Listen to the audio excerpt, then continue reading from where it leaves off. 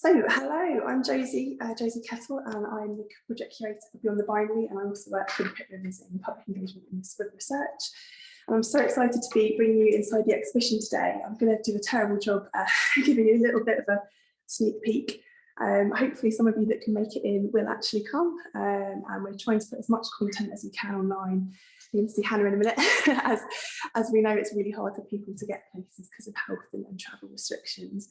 So I'm going to walk around a little bit as I talk. This is a very new way of doing engagement for me. It's great. So we're joined today by Hannah Bruce, who worked on the project and has written about some of the material in the exhibition. Also Sarah Joy Ford, who's an incredible textile artist who we commissioned this piece for. You can see just here.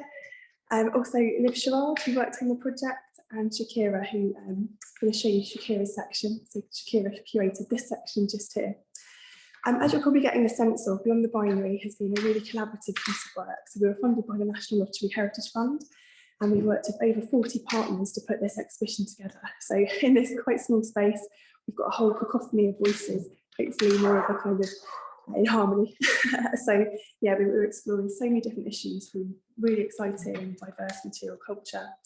And it's really been about platforming queer experiences, looking at struggles that are happening now and how people are overcoming these problems with such grace and creativity, and also looking at historical struggles which are often still enacted now, and looking at how this isn't just a story of oppression but of creative activism and overcoming lots of really terrible kind of injustices. So I am going to pass over now to Sarah Joy. We're going to have a Q&A at the end, so do pop any questions that you have in the chat. And just to say, please keep it friendly and polite, and we're not here to debate trans lives. So over to Sarah Joy.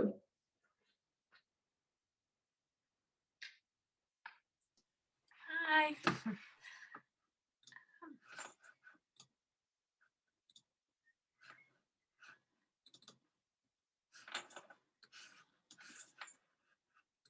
Hi, you should be able to see my PowerPoint.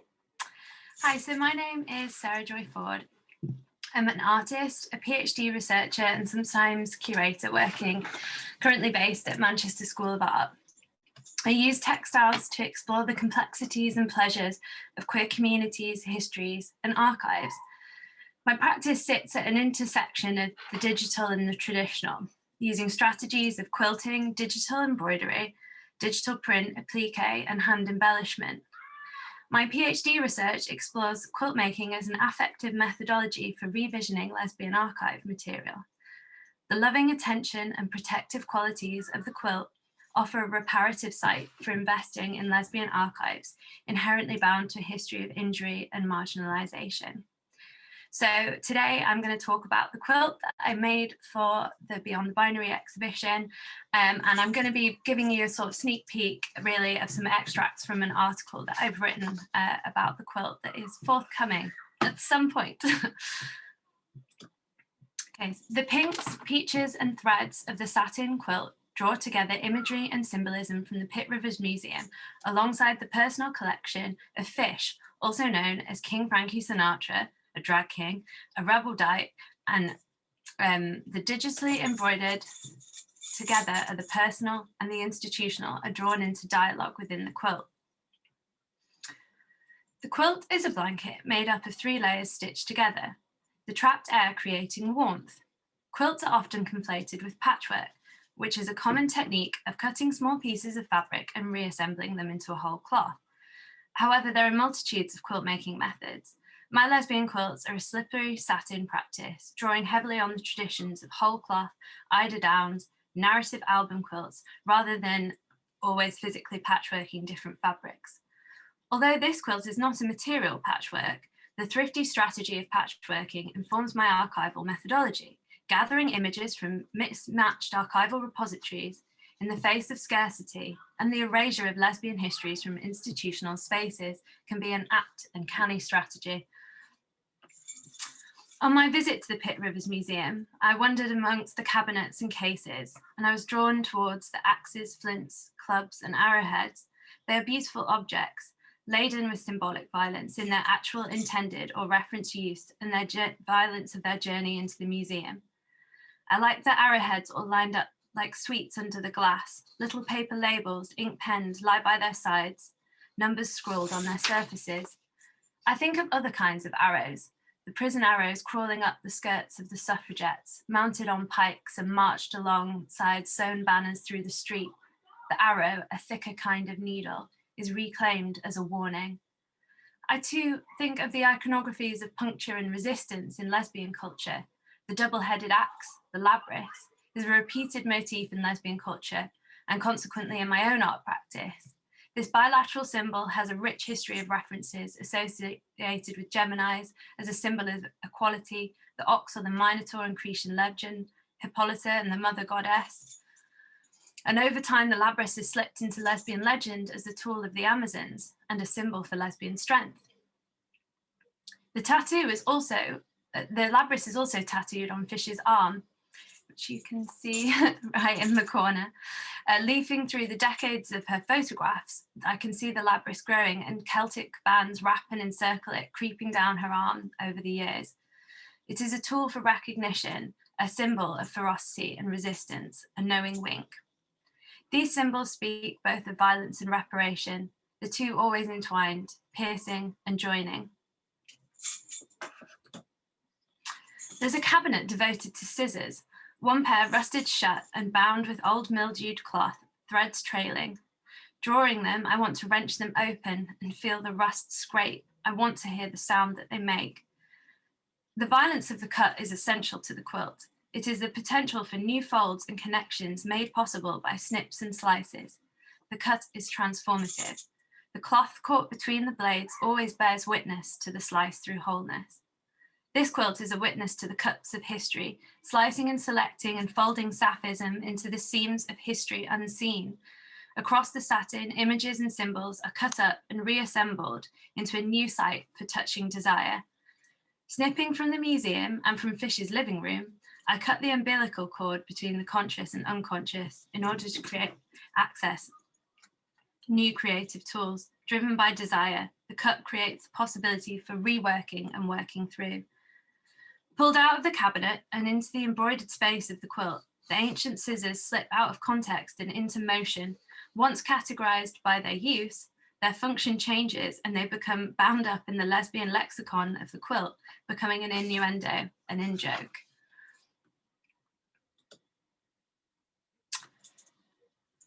Making a quilt takes time and dedication. Each cut, each stitch is an act of devotion.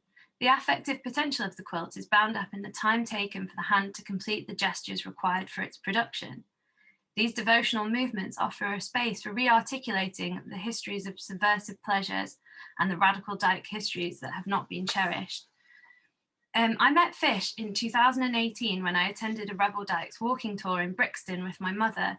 I was captivated by her and her stories of dyke life in 1980s London. As she marched around the streets with us in tow, she stopped and pulled out magazines and ephemera, handing them round for us all to look at. At the end of the tour, I plucked up the courage to talk to her and tell her about my work. Fish generously invited me to her home to share her personal collection.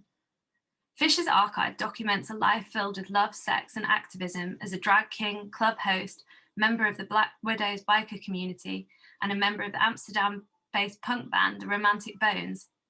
She's also a partner in the Rebel Dykes History Project, which works to collect and protect the recent histories of queer communities in the UK through archive, art, and film. She is a diligent auto-archivist, collecting the ephemera of her extraordinary life. Piles of photographs, flyers, and clippings from the nightlife she was involved with in London, and still is, including Chain Reaction, the UK's first S&M dyke club that ran from 1987 to 1990. It was important for me to draw in some of these unconventional and unacknowledged materials into the museum, as Fish has been so generous sharing her intimate life histories with me. And this is her living room when we were sorting the whole archive out, which was amazing. So I arrange and rearrange the images that I collected, holding them, sticking them, painting them in preparation for the digital embroidery and quilting processes. The angry axes, arrowheads, and scissors from the museum begin to entangle with Fish's photographs, flames licking, lipstick slipping, intoxicated and ecstatic. a series of snapshots from a mud wrestling themed night. Muck smeared thighs straining on blue plastic. In the mud, the bodies grapple, an occupation of pleasure and pain. Chain Reaction operated under the homophobic Section 28 of the Local Government Act of 1988 that prevented local authorities from promoting homosexuality. During this time, Operation Spanner was taking place, which resulted in the prosecution of 16 gay men for practicing consensual S&M. The case established a legal precedent for prosecution of practicing consensual S&M in the UK, and tensions were further heightened by the ongoing sex wars, which lesbian communities fiercely debated the borders of identity, censorship, and sexuality. These nights of pleasure were acts of sexual dissent, a space to explore power, pleasure, and tension within the community, whilst outside they were persecuted and marginalised. The wrestle in the mud and the labyrinth are both symbols of resistance and a declaration of lesbian power. My sketches and paintings are based on the archival material in the museum. Oops. The museum objects are scanned and dropped into Ethos embroidery software. I mapped the stitches, dragging and pulling and distorting them out of shape, shifting back and forth between the digital and the material, each stroke and flick a stitch and trace of my desire. Stitching out, some parts are thick with thread, the needle treading over too many times. Some stitches are pulled too far apart, pushing up against its capacity. The machine judders, reaching, stopping, needle dipping down, catching nothing, creating gaps and loose threads. I spent hours measuring and marking, cutting careful side panels. No matter the discipline, the fabric slips, disobedient from my frustrated fingers. I feel fear of falling short, of leaving long edges, pushing the fabric between the hoops, dragging out the edges, setting it under tension, splayed and strained, screwing in the arms of the machine, stitching 1,000 stitches a minute, watching, waiting, checking the threads running down, listening for the bobbin running low, tension slipping, screws coming undone, shuddering and humming, I repeat. Stretched out on the quilter, I bind the layers in embroidered designs. The quilting points are arrows, labrysses, the logos from Cum posters, Rebel Dykes logos, and the witches' knots from the Pitt Rivers Museum. This quilt is inspired by the Rebel Dykes, and fish in particular, and it is part of a larger body of work that takes pleasure in recognising and celebrating the radical cultures of the punk dykes who protested at Greenham Common, squatted in Brixton, fought against Section 28, fought against homophobia and AIDS phobia, who created lesbian culture, clubs, zines and art, and who have not been remembered as they should. So these are just some snapshots, a little preview of some other works that I did after the Pitt Rivers quilt, continuing with fish. So this is fish at the bottom here. So the Rebel Dykes film has actually launched at the BFI this year and is going to be available to view online again soon.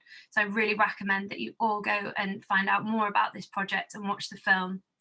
And the Rebel Dykes project also has the Rebel Dykes Art and Archive exhibition, which opens at Space Station 65 in London on the 24th of June, where you can see archival material as well as artworks by original Rebel Dykes, including Della Grace Volcano, Lola Flash, Jill Posner, Phyllis Christopher and Roxana Hall, alongside the next generation of lesbian and dyke artists who have been inspired by the generation that came before, including myself. So there will be a new quilt in that exhibition. So thank you very much for listening. It was lovely to be here. Yeah, so I'm Hannah Bruce. I was the project officer for Beyond the Binary for just over like a year and a half. I finished at the end of last year. I'll tell you a bit about what I did in the project, but my background is not in museums at all. I have a kind of background in youth and community work, and I've been kind of working with the LGBTI+ community since 2015, so 6 years or so, and very specifically kind of young people as well. So and I'm a member of like the community myself, and I when I saw the job, I was like, this this is amazing. And I've done a bit of work with the youth group. I work with my normal, with Pitt Rivers. And yeah, it's brilliant. So yeah, very much my kind of role on the project was kind of about, I did everything pretty much, like finance to like writing some of the intro text to just anything and everything basically. But very much what I wanted to do was connect to, you know, the local community, especially animal community in the UK, and make sure that, you know, really relevant things that were like happening to the community were represented in the exhibition, and I was connecting with like local activists and like that. So I'm going to tell you the story of this, which is the Stickers Against Hate phone box. And so when I started in 2019, I started in February, on my walk to work, I came across, this is literally so on Parks Road, people that don't know Oxford, that's literally like where the museum is connected to. On my walk there, I came across a transphobic sticker that was just horrendous and horrible. And I obviously took it down, and I remember coming in and showing Jozie and being like what is this? And then increasingly on my walk to work, there were more popping up, you know, taking more down. And then I started to notice that some people were responding with incredible kind of messages of like of hope and support, yeah, to the community. So Jozie's just gonna like pan in on some of these stickers, which were very much like the ones that were popping up on the walk. And obviously I thought they were amazing and so important. Just let people take in the wonderful stickers. There's some really good ones. We've always existed. Imagine getting mad at trans happiness. Indeed. So what I also started noticing were these wonderful stickers were being taken down, scratched off, and then replaced again with transphobic stickers, very much had a kind of TERF ideology. TERF means trans exclusionary radical feminists. So, you know, really kind of horrible messages. But again, those ones were taken down and replaced with these incredible supportive stickers. And the focal point on Parks Road, where there were like loads of stickers, kind of, you could just see like so many had been like scratched up and like replaced and stuff like that, was a phone box.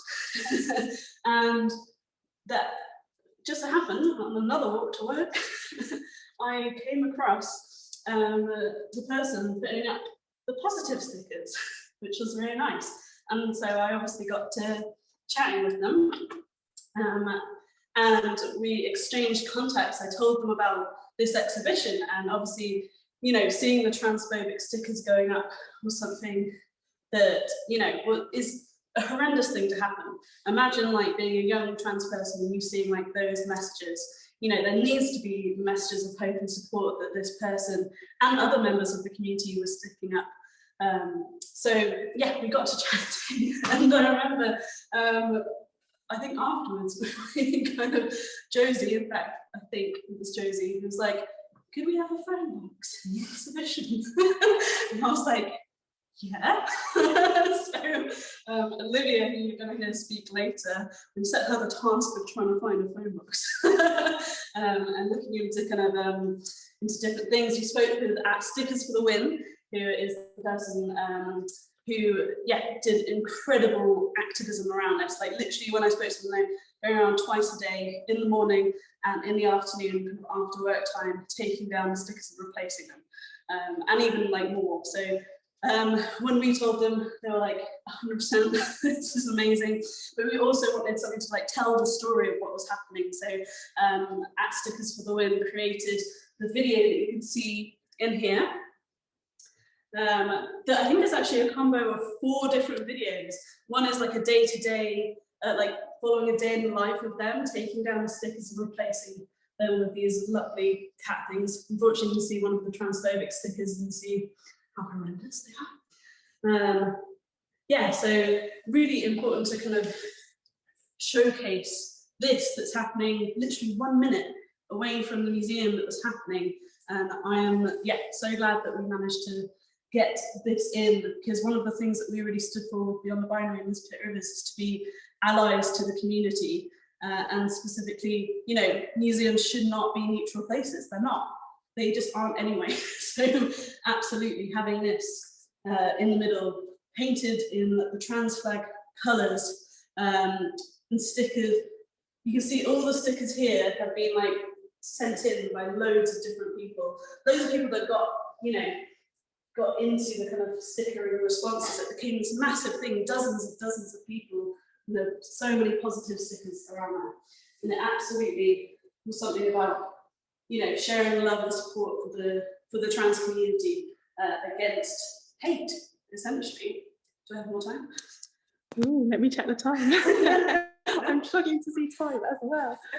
You have another minute, Hannah. Oh, actually, sorry, you've got another couple of minutes if you want them. But I suppose I'd just like to say, like, I think just even Hannah chatting, you can see how much excitement we felt as a team about bringing this story into the museum. And it was a lot of work to get the kind of okay to have a full phone box, but I'm really pleased we kept pushing as a project team on that, because as you can tell, it's just incredibly like powerful, and the messages of positivity. As Hannah said, there's so many stickers coming in. My pigeonhole is full, so you are welcome to send in stickers if you'd like us to add them for you if you can't make it into Oxford. Otherwise, I'm sure our sticker activist, Stickers for the Win, wouldn't mind you adding positive stories. Yeah, I'll add one final thing, which is about the colouring. So when we spoke about Stickers for the Win, we got them involved. I think they suggested the trans flag colours, and then suggested, so another person that's very much a part of this is Trans Happiness for Real on Instagram. They've got a big banner on the outside that you might have seen in publicity. We're very much again involved in this kind of, you know, sticker war and beyond. And it was their kind of vibrant trans flag colours that influenced the colours that you see here, which then in turn influenced the whole colour of the exhibition, as you can see. Obviously not quite as bright, so it's quite hard to read on that. But yeah, you can see how this will be kind of like influence kind of beyond. But yeah, I just wanted to talk about that. It was something that happened, you know, really as I started the job, essentially. So yeah, that's my little ramble over. But yeah, follow us Stickers for the Win on Twitter, and you can see a whole thing about the history and trans happiness is real on Instagram. Thank you. Amazing, that wasn't a ramble at all, Hannah, that was fantastic. Thank you. I'm so sorry that I'm a terrible tech person and muted Hannah at the start. You recovered really well. So we're going to pass over to Shakira now, who is on Zoom. So hello, Shakira. Hello. Let me just share my screen.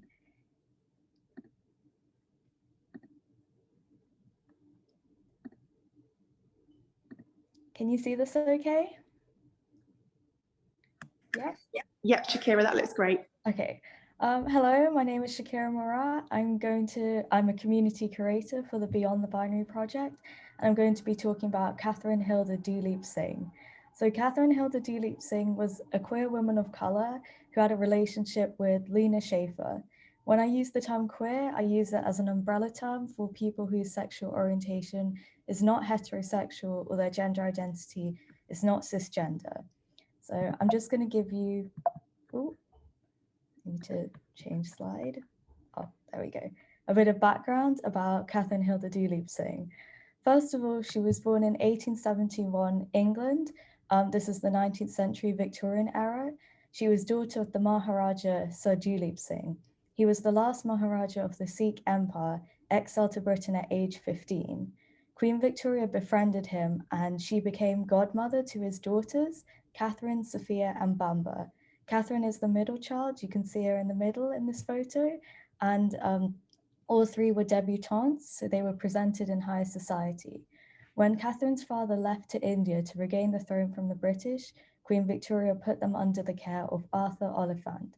And this is where Catherine met her governess, who later became her lover, Lena Schaefer, a German woman. So, why this story?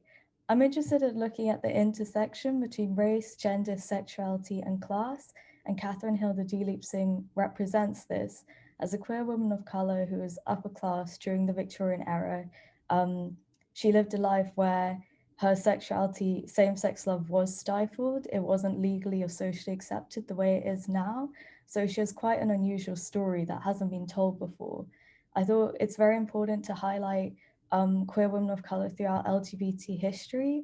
They're repeatedly neglected or omitted throughout historical and modern narratives, despite the fact they've always been there.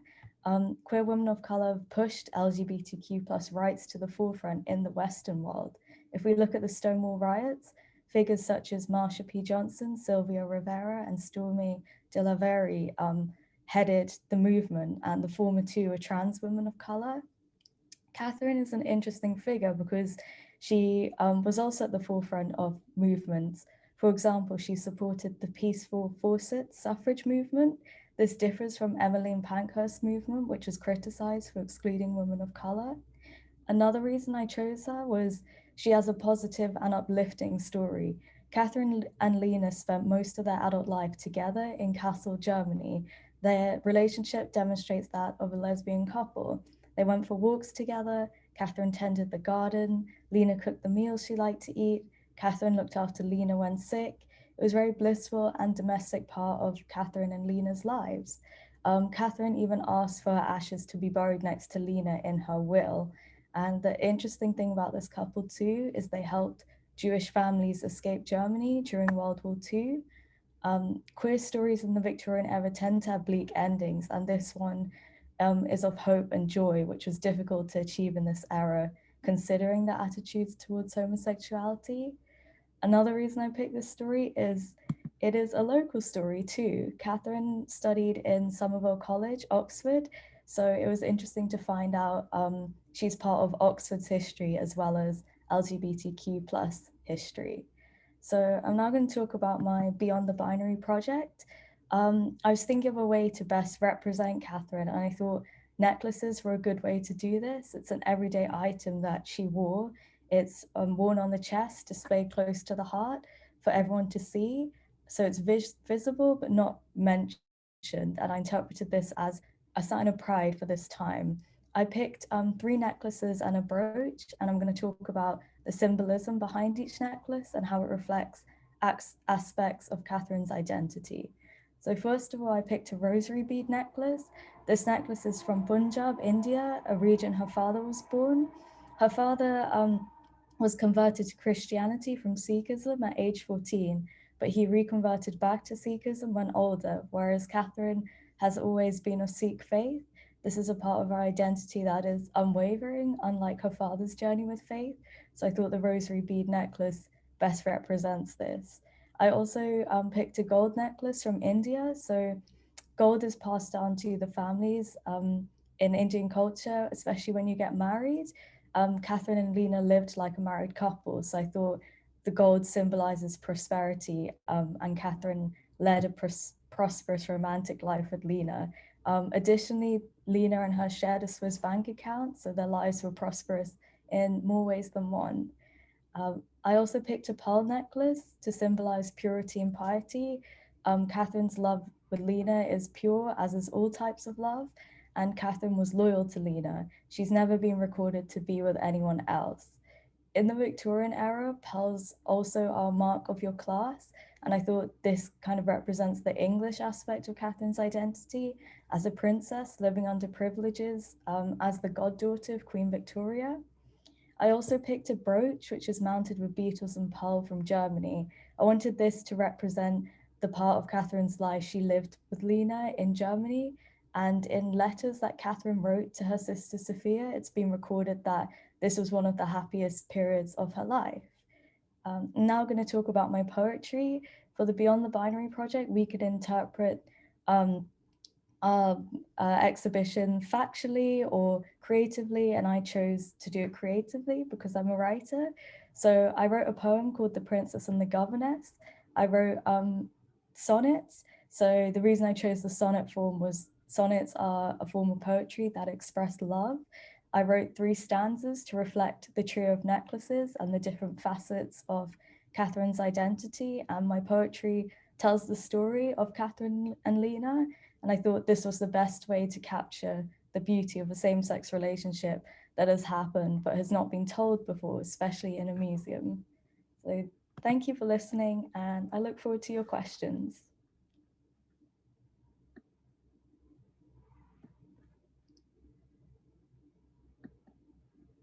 Sorry, I'm still masked in the exhibition space of Hannah.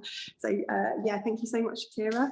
It was really lovely for Shakira to write a poem. Its interpretation, it's something we hadn't thought of or considered. So it was really lovely to bring in different ways of expressing stories in the exhibition space. So I'm going to hand over now to our last speaker, who is Liv. And Liv worked on the Primary Project and will tell you more about what they did in this. So over to you, Liv. Hello. I am not sure if my camera's going to work. It stopped, it decided that this morning was the day it was going to stop working. But as long as you can hear me, I think that's all right. Can you hear me? We can hear you, Liv. And what I'll do, I'll try and show on screen in the exhibition space what you're talking about as we go. So there'll be a bit of a delay because I'm not quite sure what Liv exactly talking about, but I'll try and show what I can.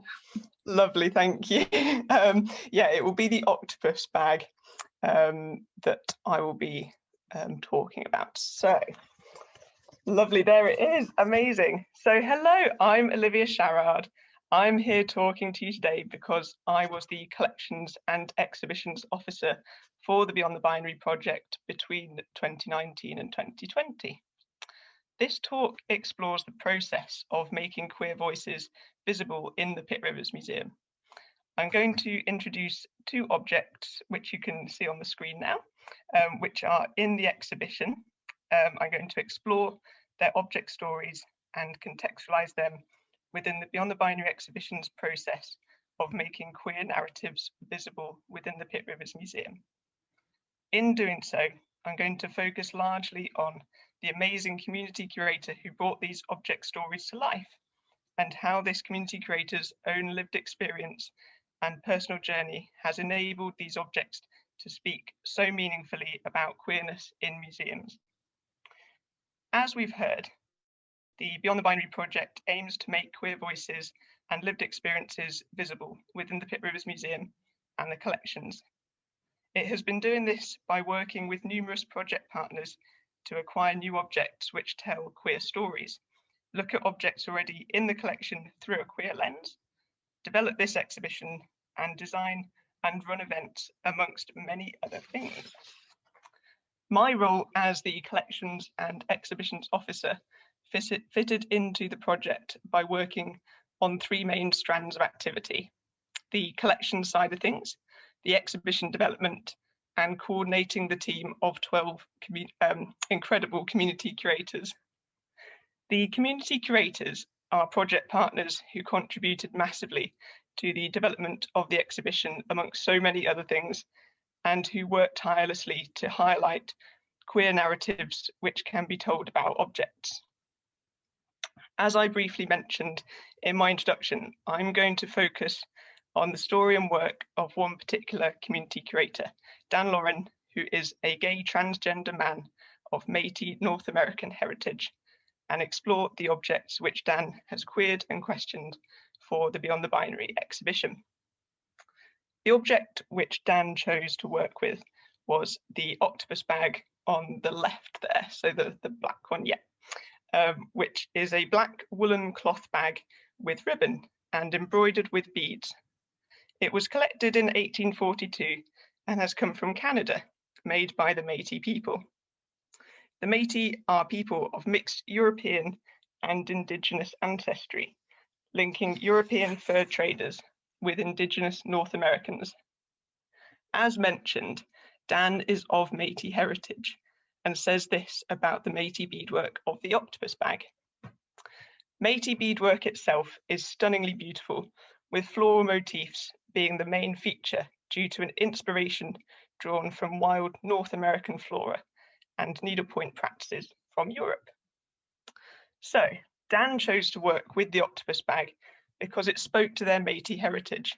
However, Dan also applied a queer lens to this object by exploring how their identity as a Métis person has at times felt to be in conflict with their identity as a transgender man, and how this conflict can tell a story of using objects to reconcile identities. Dan explains that as a trans man, the sense of needing to explicitly perform their masculine identity became extremely important in order to be seen and accepted as male. However, this performative masculinity contradicted Dan's ties to their Métis heritage and love for creating beautiful Métis beadwork, which arguably is viewed as an innately feminine activity.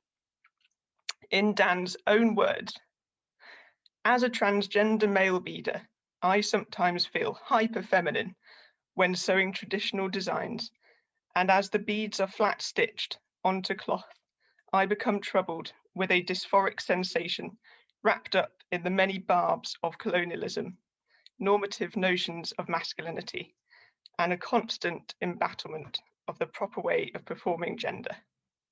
To be Métis and transgender is to be doubly liminal in life, both in gender identity and in ancestral ties. During our workshops, which we held with community curators during the project to explore these object narratives, Dan explained that they realised they didn't need to choose one identity over the other.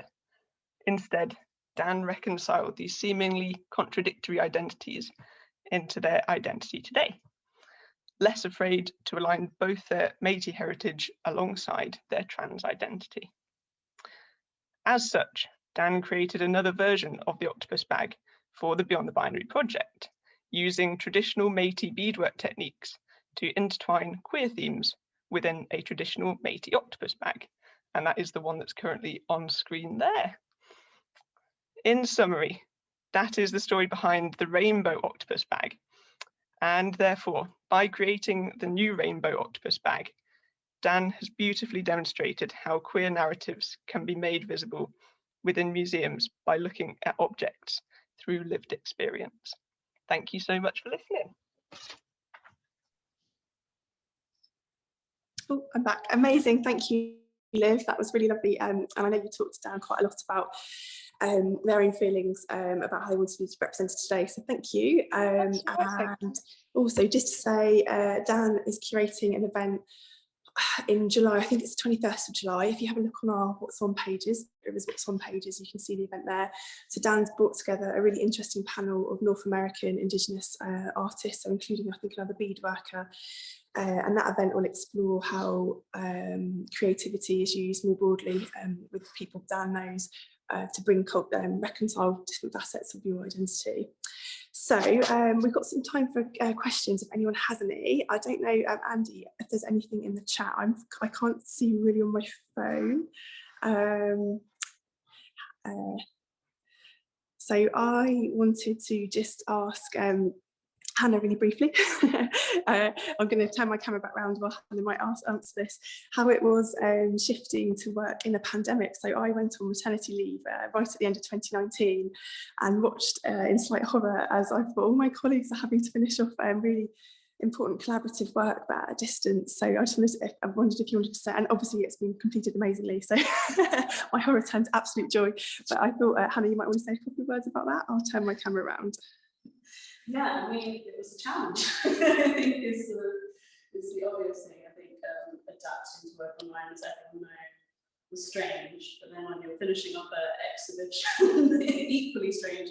And also just, you know, it was one of those things where we wanted to launch it kind of just after, I think, in March, essentially. That was what it was going to be. So it was just, yeah, and I think we had to push it anyway back, and then obviously the pandemic meant that we just didn't know when it would be on. So it was really weird being part of like a co-curated exhibition. So many collaborators. I was updating like 60 people when I was like emailing updates.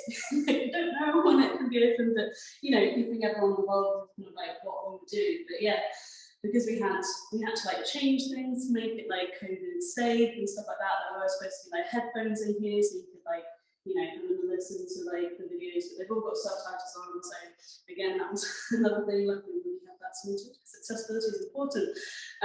But yeah, so it was just I stared at PDFs of this for hours, and hours and hours, and worked with the amazing kind of technicians. And we found different ways of kind of like, we found the system. It was probably a bit slower than if it had been in person, but it was thorough. I don't think there were any like mistakes made that I can spot just yet. So yeah, that's my answer. That was a challenge, but yeah, I think everyone really understood, and luckily, yeah. I mean, now it's open. Hopefully, we get everyone who has made something in here or written something can come back and see it and be proud. And it's over to the end of March, so that's good. Hopefully, we can do that. That's my rabble.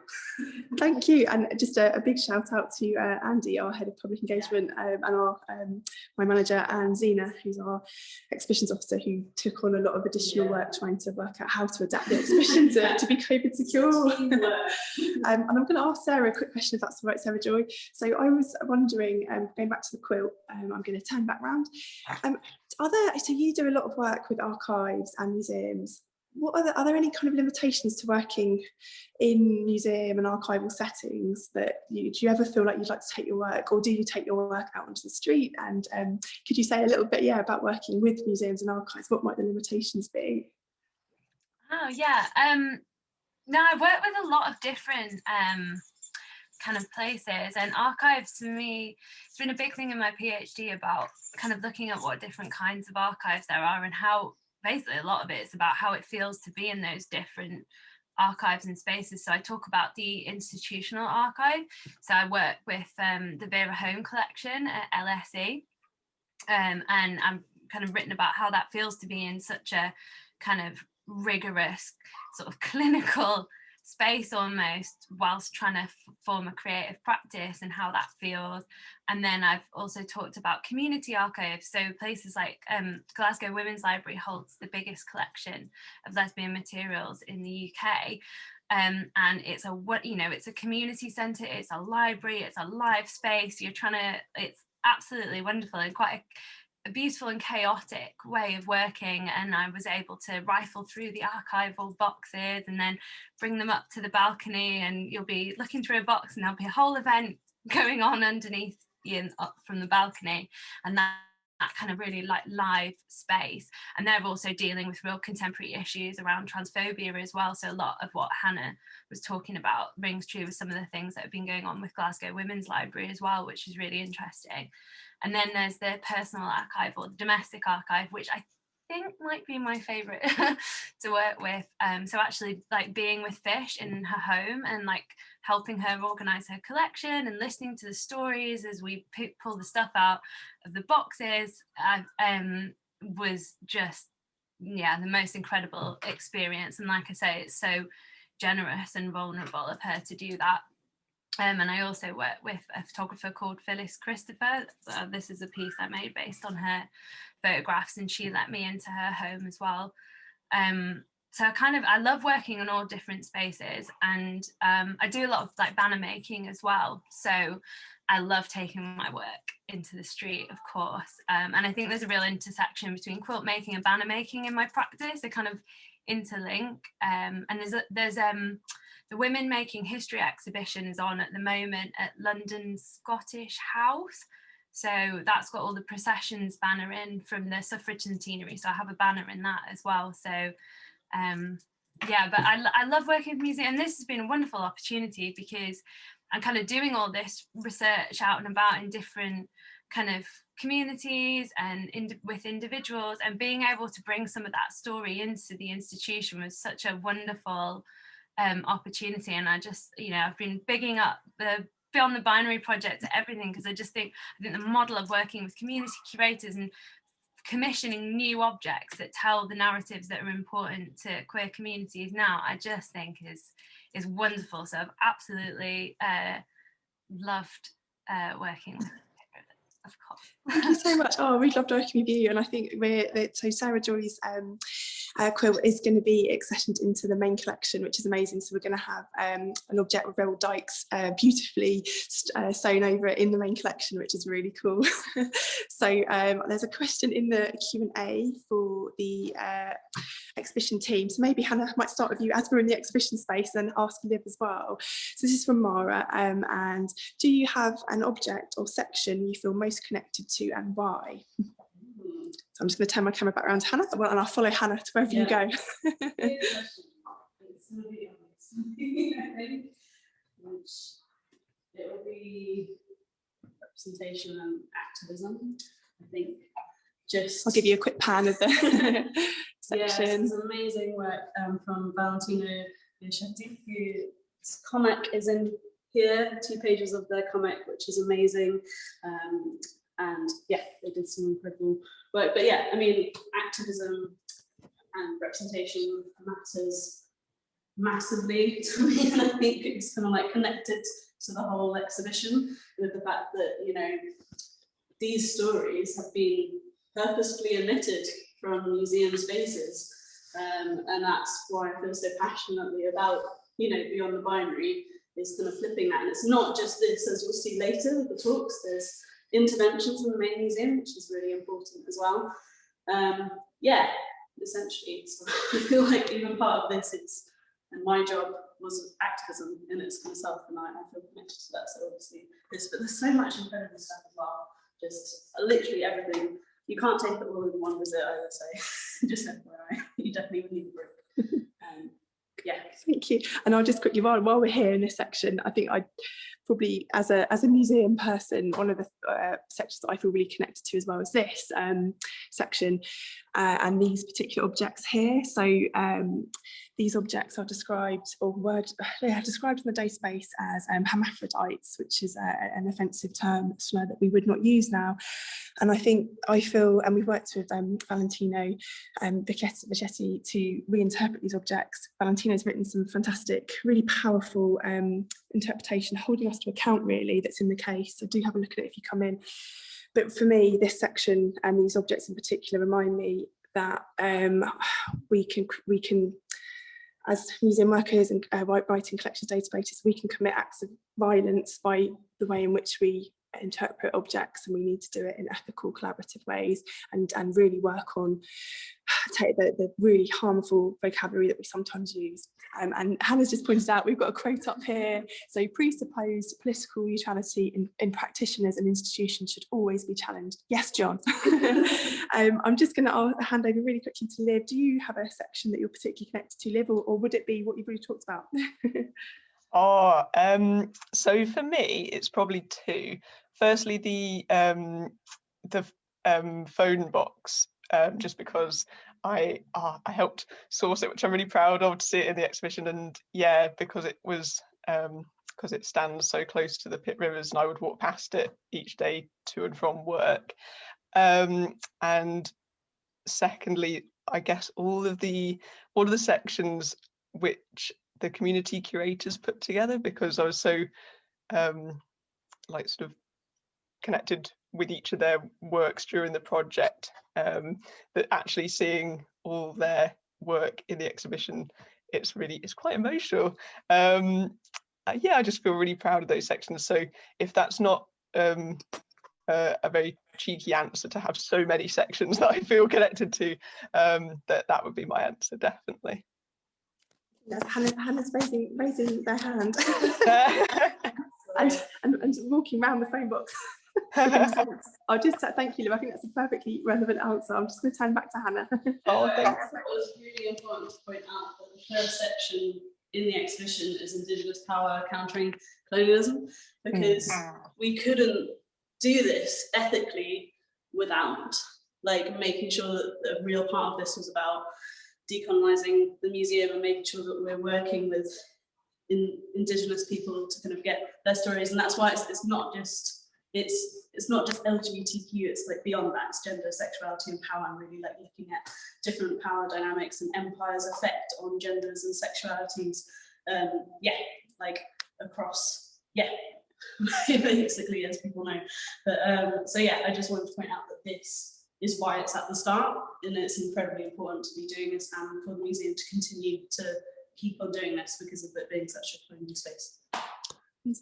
Thank you. And there's a question in the Q&A, which probably for me to answer, but with Hannah would have lots of knowledge on this too, so do jump in.